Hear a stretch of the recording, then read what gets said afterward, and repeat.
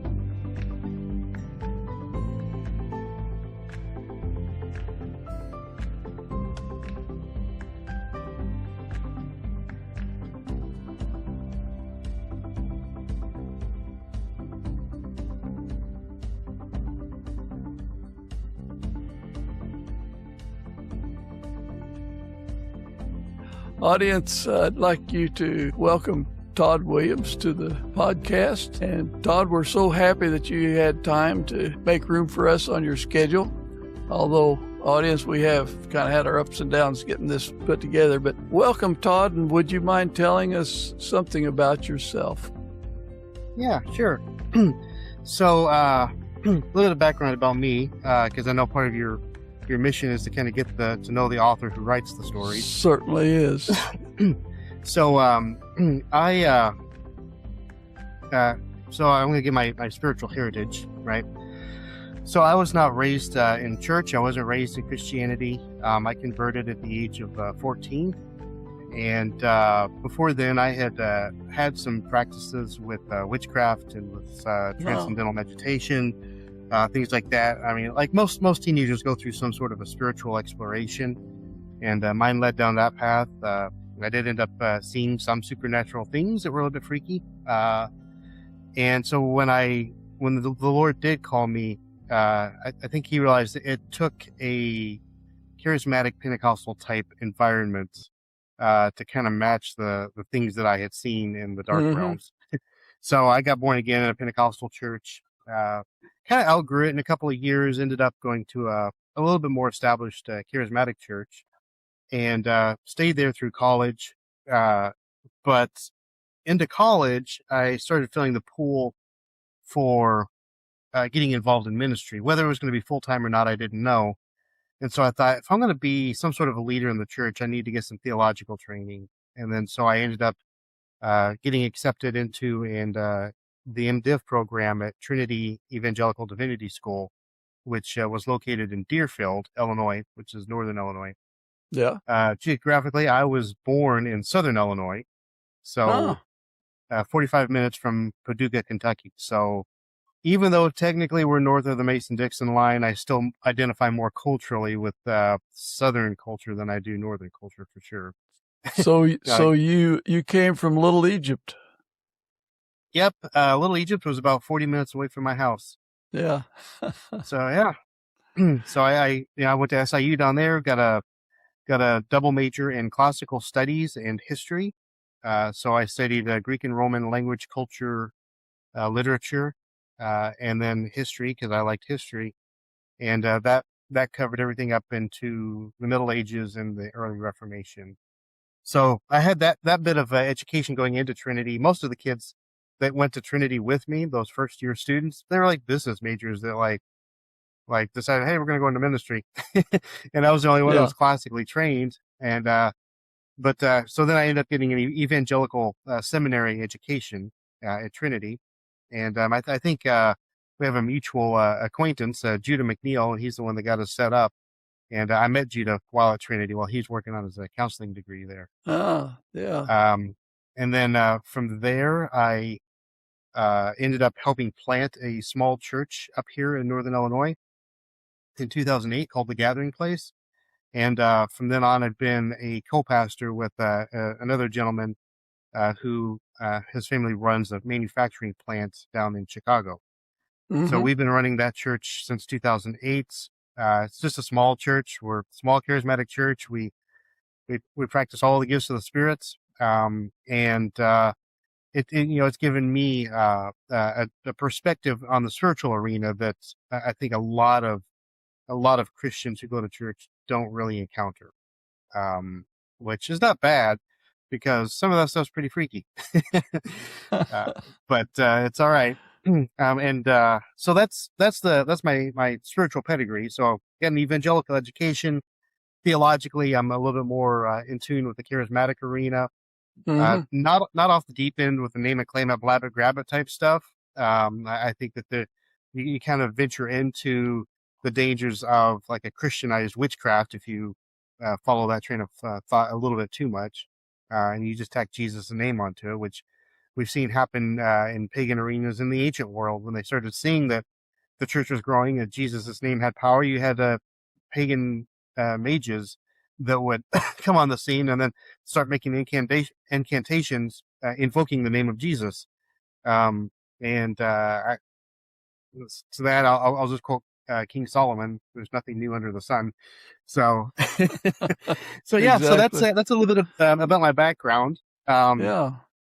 And I would say that perspective is what I don't know if you would say like influences or taints my writing, because I tend to write historical fantasy novels, and what those novels entail are I try to take a historical time period and kind of come up with a fictional protagonist, a human protagonist, and like his interactions in that world. If he's in a political arena, then like how he's interacting on the politics of things, and like his challenges, his struggles, or hers. And then the other half of the book deals with his guardian angel and how that guardian angel engages with other angels, with demonic realms, with principalities and powers over regions. And so there's this unseen war that's going on, unbeknownst to the humans, in the background. And so half of my book's about the main protagonist, and the other half is about these other divine beings that are trying to vie for dominion over different lands and things like that. And I pull a lot from my education from the historical arena. So I try to look at the culture and the religion of the time period for the book and try to kind of like reinvigorate that and try to be as accurate as possible as I can. You know, with the ancient world, you've got deities like Moloch, you've got Baal, you've got I have several of the other ones, Ishtar. Yeah. So we get into the ancient Semitic arena there. And so what do those deities kind of look like from an angel demon Christian perspective, as opposed to this is a deity of the sky? And one of the verses that kind of influenced that, I think it's either 1st or 2nd Corinthians. I couldn't quote it. If you're in your research, you can maybe pop it up on the screen, with the text. But it's when Paul says that when they're worshiping other deities, they're actually worshiping demons. And so when Paul's talking about that, so I'm like, okay, so I want to take these deities that they worship and run it through that rubric that they're good angels or bad angels, and somehow in the communication process, people have started worshiping them as deities. And then so that's the premise of like how I came about with the concepts of my stories. And I've got 3 novels that are self-published on Amazon, and the first one deals with the Babel. So that to me, that's the first major empire is Babylon, Tower of Babel. And then the second one is Egypt. And so we take a time jump from Babel to Egypt. And then so the second novel covers the politics and like the spiritual arena in the Egyptian world. And then the third one jumps into Greece. And it's kind of like a proto-Greece. So it's like, it's Hellenistic, but not quite the classical Greek. So it's like before classical Greek was classical Greek, they're building up towards that. And that's the time frame. And then the plan was to write about 8 novels. I started this in 2020. I'm 3 novels into it, and then I got married and started having kids. And so now I've got 4 kids. I've got an 8-year-old, a 6-year-old, a 2-year-old, and a 4-year-old. And so all of the writing has really gone on hiatus for several years, and I'm hoping to come back to it. But then the plan is that book 4 will deal with the Roman Empire. Book 5 will deal with the Middle Ages, with the high empire of Charlemagne. And then we'll get to the Age of Discovery, and then we'll get to the modern era. And then the final book will kind of tie in with some of the end times themes in Revelation. So that's the 20-year plan. You started a series of a different nature. Yeah. Well, we certainly have crossed paths in our comings and goings, beginning with when I moved to Southern Illinois in 75, 76. And I was working full-time and went to SIU also.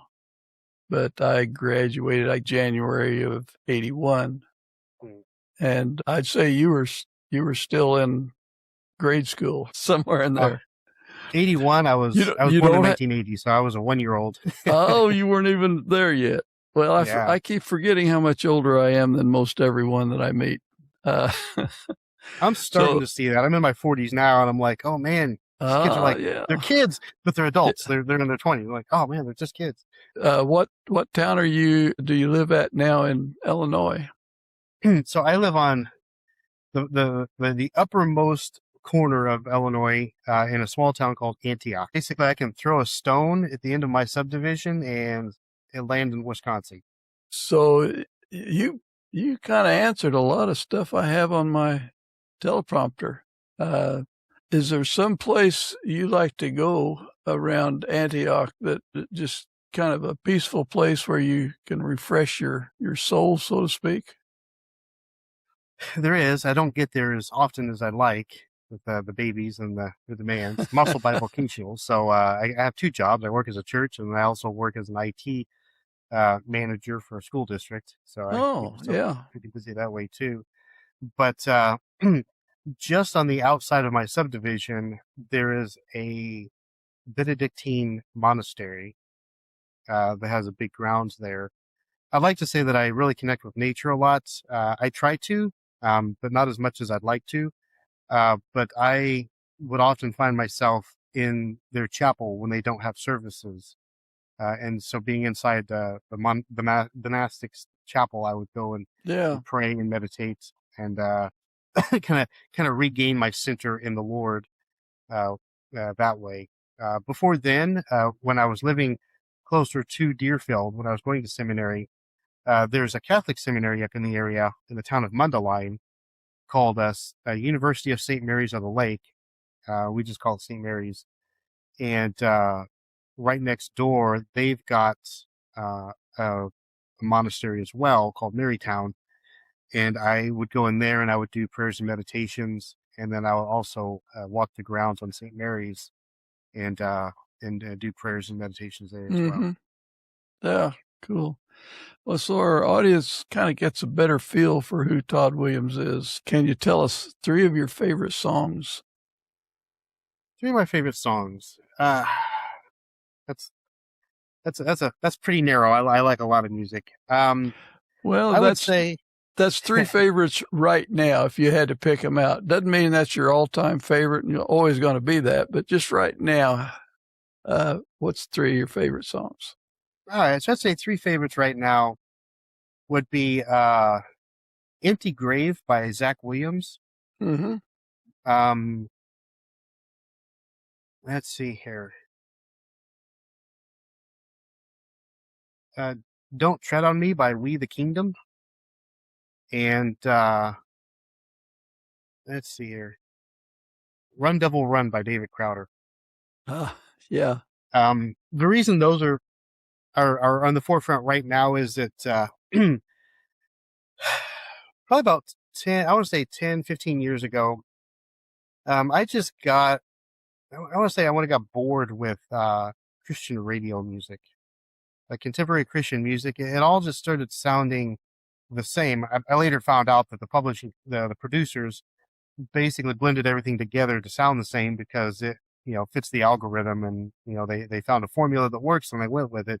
And that's Yeah. why it all started sounding the same. Yeah. And it just started becoming just blah to me. And so I quit listening to, like a lot of contemporary Christian music, for a while, because one, it didn't do anything for me. Two, I didn't connect with it. And three, it all just sounded the same. It was like it's like putting jazz music on in the background for 10 hours. It's just all blends Yeah. together. Yeah. So, but then, a handful of years ago, Zach Williams came out on the scene with, the Redemptive, album. And he had like a deep bluesy, like, tone to his voice, and the music was like more nuanced, and the message in it was great. And it reinvigorated. It made me feel okay listening to Christian music again. Like, it was like something I could actually enjoy. There's a quality to it. And I'd say the same with David Crowder's stuff. After he left the band and did the solo stuff, like, he explored his musical abilities in a different way. And he self-produced some of his albums, so he got away from the production algorithm. Mm-hmm. And I just like his songs, like Wildfire, loved it. Run Devil Run was fun. Even Prove It. I like those songs, the Red Letters, like those were some great songs. And it just rejuvenated my soul. And I had a chance a few years ago to go to the Zach Williams concert that came up here. And one of the opening shows was We the Kingdom. And so I got to hear some of their stuff and really enjoy some of the music that they're producing as well. So Yeah. How about your movies? Do you have 3 favorite movies? Oh, so I'll clump all of these together into one. Okay. So the Lord of the Rings series. If I'm writing fantasy, you got to give homage to J.R.R. Tolkien. Like, he's the granddaddy. Like, he's the OP fantasy writer. I know that he took like Nordic mythology and basically infused it into a fantasy genre that had never existed before, which I think was brilliant. And also, like, the irony that the guy, his driving passion was to invent a language. So then he had to write a series of novels to justify putting that language somewhere. Like, that's next level. For me, that's next level. And I think that's fantastic. Second, I'd have to clump these together as well, the original Star Wars series. So, in my earlier years, I would just say I just liked them, because everybody resonated with them. Years later, I got introduced to Joseph Campbell's work, who they call him a mythologist. But basically, Joseph Campbell had got rejected for proposing a master's degree somewhere in mythology, world mythology, or world religion, whatever you would call it. So he just created his own. He did his own research. He studied Sanskrit. He studied ancient Akkadian, like all these ancient languages, so that he could actually read the ancient, like, legends and myths from different cultures, and was able to find all of the similarities in them. And he wrote a compendium, like this massive book. Well, not massive. It was probably about 300 pages, called Hero with a Thousand Faces. And what he did was he distilled all of the core elements into a template that all of these religions fit into. And Christianity fits into it the same way. If you're a pluralist, then Christianity is no different than Hinduism. As a Christian, what I see is that Christianity is like the source of truth, and everything is downstream from it. So that everything is a downstream from that derivative. Maybe not Christianity as we know it today because of Jesus, but like God's creation elements, God's, like, our historical heritage from Adam and Eve to now has those elements traced in all of the ancient religions. So that's how I view that Genesis is our source of truth, and then everything gets downstream and kind of gets muddled in the process. So Joseph Campbell synergized all of that. And then George Lucas basically was his greatest student and took those elements and built them into the Star Wars trilogy. So you have your protagonist, Luke Skywalker. He has to cross a point of no return. He has to cross a threshold. That threshold is when his aunt and uncle were killed by the stormtroopers. Then you have like a sage or a mentor along the way, and that ends up starting out as Obi-Wan Kenobi. And then you come across other friends in like manner. So you go through this wild journey. This is the hero's adventure. You come into your own. You go through death-defying feats. You go through major battles and conflicts. You grow, and then you return a changed person ready to take on leadership in your community. And so you see that happening in the original Star Wars trilogy. I'm sorry, Trekkies. Sorry, guys. But you see that happening in the original Star Wars trilogy. And I think the reason there's such a fan base, outlash against the more modern stuff is that they seem to have abandoned some of those tropes in order to be more flashy and to be more eye catching, because they think that that's where the magic was, but the magic was in the storytelling. And so, and even if people can't articulate that, they're disappointed with the newer Star Wars stuff because it doesn't contain that element, as it's not as ingrained. It's not in the DNA. So to them, it's not Star Wars. It's not Star Wars DNA. And so anyway, that's my little diatribe on that. But that's why I believe that the Star Wars trilogy would be my second in that. Yeah. Well, and then I'd say third, probably a mix up between Excalibur, way back in the 80s, the sword and sorcery stuff with King Arthur. And Goonies, because I love a coming of age kids adventure, and so Goonies is it's straight up there. Hey, you guys! Oh man, Sloth! My 6-year-old watched it for the first time about a month ago, and he loved Sloth. He just thought he was the greatest guy. Yeah. We have that. What sparked your calling to write Christian fiction? Yeah. So,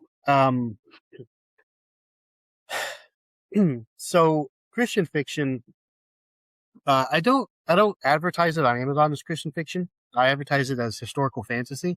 Mm-hmm. And the reason I do that is, I think I heard one of your other guests talk about this. As soon as you tack the word Christian onto it, it almost gets this stigma of being like second-rate quality. Yep. and also that it excludes the non-Christian authors, so basically as soon as you put Christian on it, you're saying I'm only marketing this that's going to be found in the Christian bookshops. And so my goal isn't, so you're not going to see Jesus in half of my novels because he's not there yet, in terms of, Jesus' name is not going to be floating around in ancient Egypt. Right. So, what I'm doing is I'm taking the Judeo-Christian worldview. Paul uses the Greek term paideia when he says, parents train up your kids, teach your kids, things like that, discipline. When we read in Paul saying discipline your kids, he's not talking about spankings. He's talking about crafting a Jesus-centered worldview for the kids to grow up in. The way they see the world, what I like to call it is the economy of heaven. Like it's the value structure with heaven in mind. And so that's what we're trying to train our kids with, is this value structure, this paideia. And so with the novels, my goal isn't to shoehorn the gospel into the end of every book.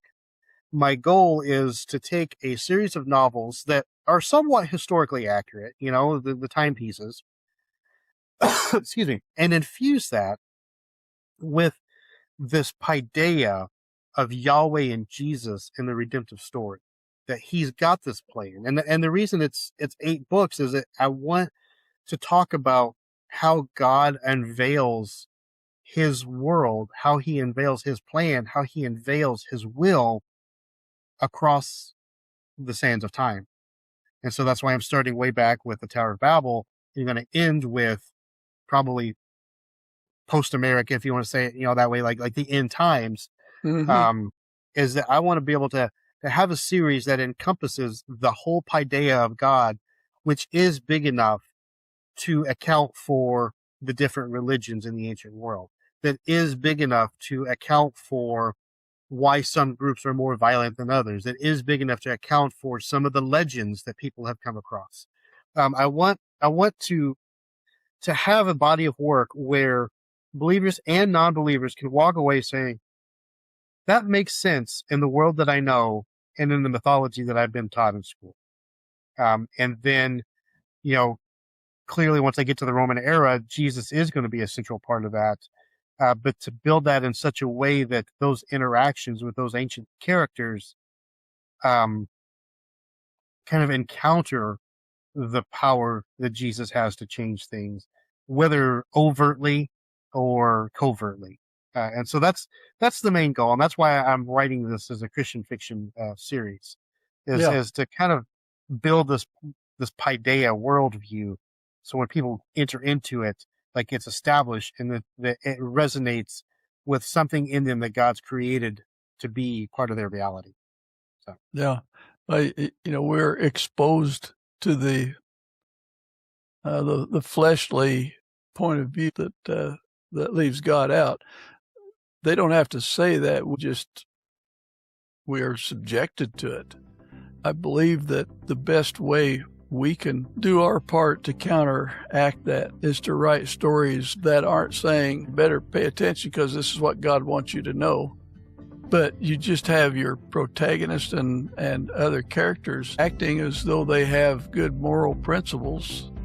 And you don't have to say, you'll find this in the Bible. We don't need to be preachy, but they need to see people dealing with the same struggles that they deal with.